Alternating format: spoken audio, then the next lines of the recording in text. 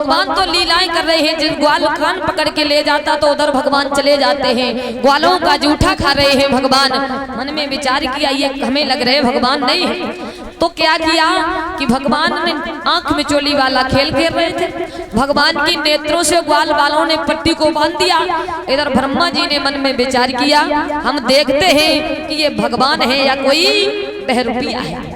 तो क्या किया ब्रह्मा जी ने कि जितने भी वो ग्वाल बाल थे, जितने भी वो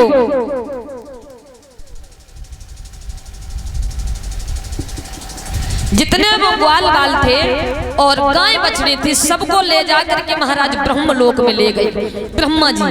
और ले जाकर के महाराज अब ये देखते हैं कि इनको पता चलता है या नहीं। भगवान ने जैसे ही देखा है पट्टी को खोला तो ना तो ग्वाल बाल है ना गाय बछड़े हैं। मन में विचार किया भगवान से क्या छुपाया। अच्छा भगवान कुछ जानते नहीं। तन की जाने मन की जाने, जाने चित्त की चोरी। और मेरे प्रभु से काज पूजने के हाथ जगत की दूरी।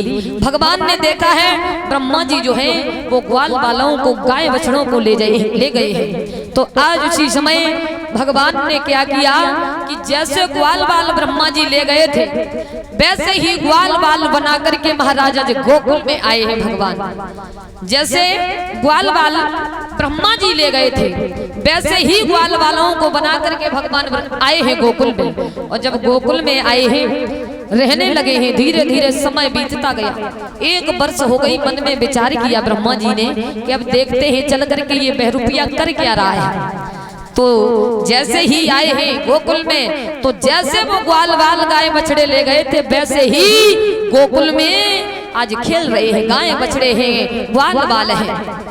जैसे ये सारा दृश्य देखा ब्रह्मा जी मन में विचार किया कि हमने तो ये बहुत बड़ी भूल कर दी जो हमने प्रभु की ये परीक्षा ली है। अब तो महाराज ब्रह्मा जी जो है कहने लगे कि ब्रह्मा भगवान के साथ में ये ग्वाल बाल किस प्रकार से खेल रहे थे, कितना आनंद आ रहा था इनके साथ में। अब भगवान के पास में पहुंचे और कहने लगे दोनों हाथ जोड़े कहा प्रभु मुझे क्षमा करो, मुझसे भूल हो गई। बताया कि कर जोड़े ब्रह्मा खड़े और सुनो नंद के लाल और देव ब्रह्म पति और को हम ग्वाल बना।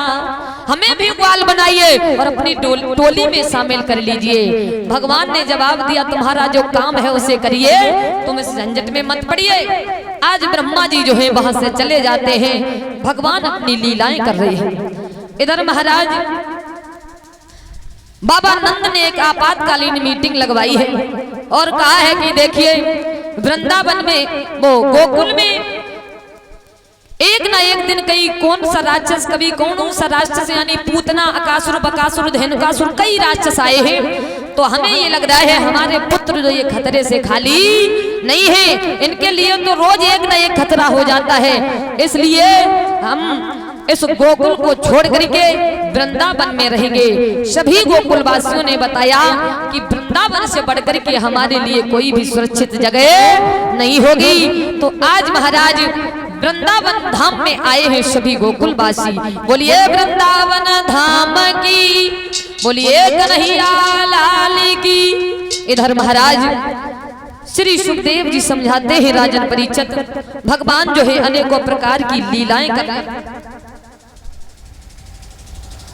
भोजराज कंस जो है इधर कई राक्षसों को भेजता है, लेकिन किसी भी राक्षस ने लौट करके ये नहीं बताया है कि मेरा काल कैसा है, काला है या गोरा है, छोटा है या बड़ा है, मोटा है या पतला। एक ने भी आकर के ये नहीं बताया कि मेरा काल है तो है कैसा। आज इधर महाराज कंस बड़ा चिंतित बैठा हुआ है। तब तक देव ऋषि नारद आ गए। देव ऋषि नारद से कहने लगे, देव ऋषि नारद ने जवाब दिया, कंस राज से कहा कि क्या बात है, तुम्हारा चेहरा बड़ा उदास दिखाई दे रहा है।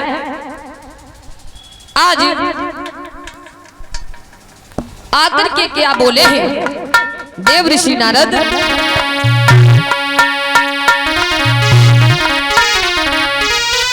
कि ओ कंस राज दिन दिन तेरी और क्यों दशा बिगड़ती जाती है। ओ दिन ही बसंत के खिलने के क्यों गली सिकुड़ती जाती है।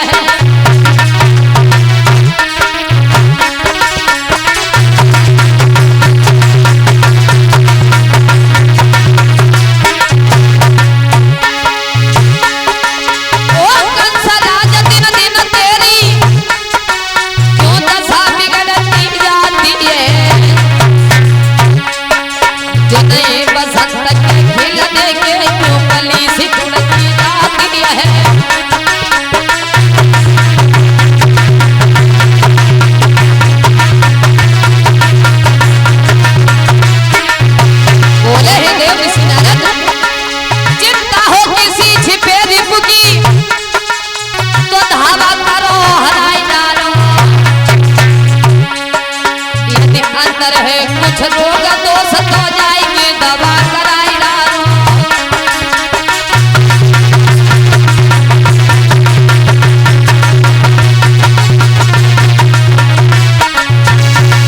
जवाब दिया देव ऋषि नारद ने, क्या बात है, तुम्हारा चेहरा बड़ा उदास दिखाई दे रहा है। आज उसी समय महाराज जवाब दिया है भोजराज कंस ने, क्या बताऊं। देव ऋषि नारद से कहने लगा है, अरे मैं क्या बताऊं, मैंने जितना ही अपनी इस बीमारी का इलाज करना चाहा उतनी ही बीमारी हमारी बढ़ती चली जा रही है, लेकिन मिटने का तो नाम नहीं ले रही है। रो करके आज जवाब दिया है भोजराज कंस ने,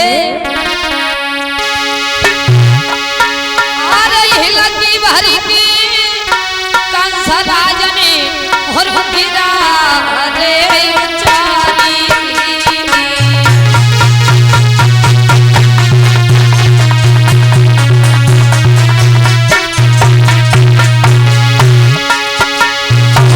हिल की भरी की कंस राज ने गिरा रे उचारी।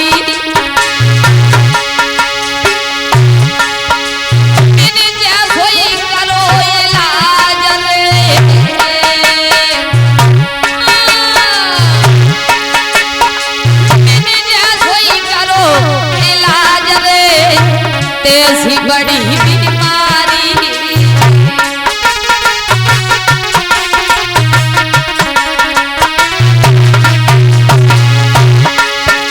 महाराज हमारी खोटी है तकदीर, सुनो हो एक बोल में तुमने नंदन नाम को अहीर। मेरे बाबा जी बोले बाबा जी ओए गयो मौत रही समेरे बाबा जी। कैया चारानी कम्बल ओढ़ के अब ओए गयो है मौत रही समेरे बाबा जी। कैया चारानी कम्बल ओढ़ के।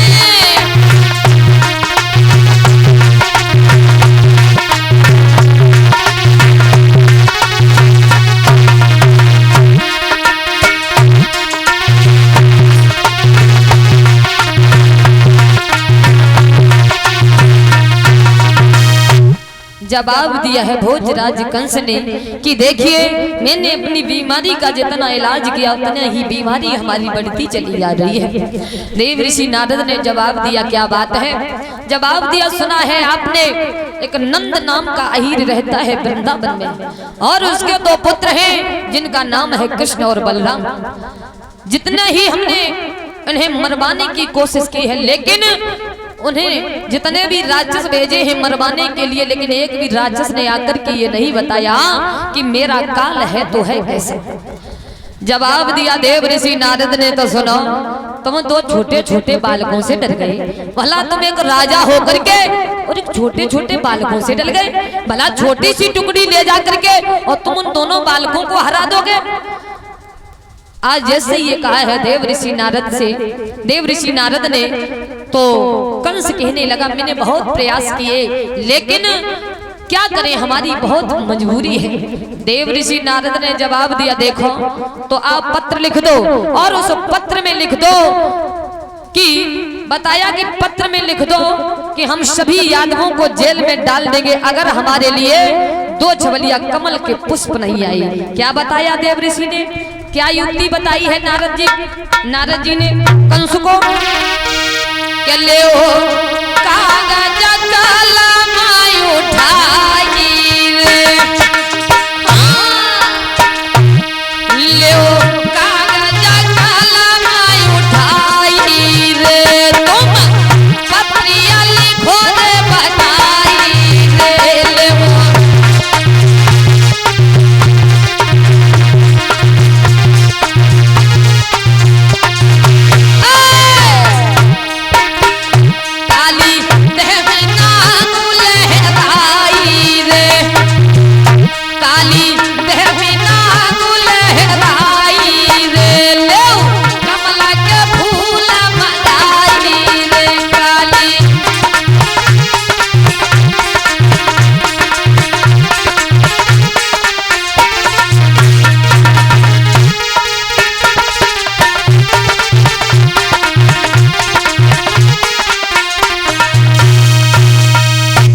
जवाब दिया है देव ऋषि नारद ने कि पत्र लिख दो और उस पत्र में लिख दो कि मुझे दो चवलिया नील कमल के पुष्प चाहिए और वो भी काली दह से। काली दह में कालिया सर्प रहता है, जो लेने के लिए जाएगा उसे कालिया सर्प डस लेगा।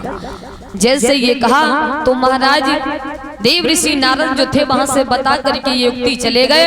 आज पत्र लिखने लगा है वो भोजराज कंस। क्या लिखा पत्र में?